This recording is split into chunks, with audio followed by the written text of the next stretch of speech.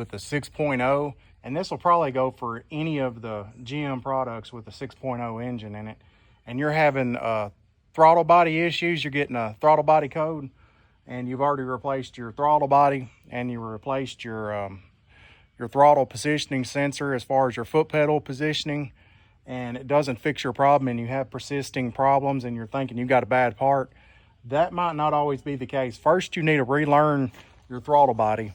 And what you're going to do is you're going to start the vehicle, let it run for 3 minutes, shut it off, let it set for 60 seconds, restart it, let it run for another 3 minutes, and then shut it off and let it set for another 60 seconds, and then restart the vehicle. And your throttle body should have learned, your computer should have learned the new throttle body.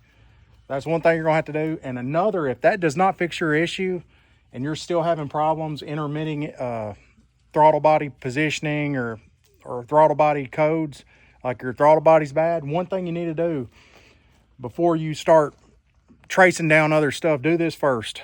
Take that wire right there, you see it? There's a wire going down. This will be a ground. That's a ground right there going down. You need to tie into that wire and run it to another ground. Just run it over here and ground it out on your firewall on one of these grounds. And also add a second, I added like 3 grounds just to make sure I got the problem resolved. You can just hook a ground up and run it over here next to your alternator and hook it onto here. And I also ran another ground to the throttle body because this throttle body is mounted to a plastic plenum and it doesn't have a ground.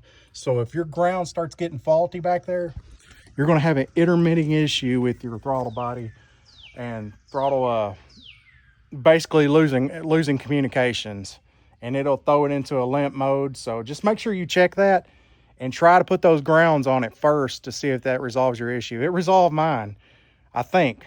I've drove it quite a bit and I hadn't had the problem again, so I think that might have fixed my problem. It seems to be a fairly common problem. I've seen a couple other videos on it. So yeah, if you're having that issue, just do that first before you go to spending a lot of money buying modules and tracking other stuff down. You might even want to do that before you replace the throttle body, because it might have just lost communication with the ground. So that's something to look at. It might save you some money. I hope it does. If it does, good deal. Well, appreciate you watching.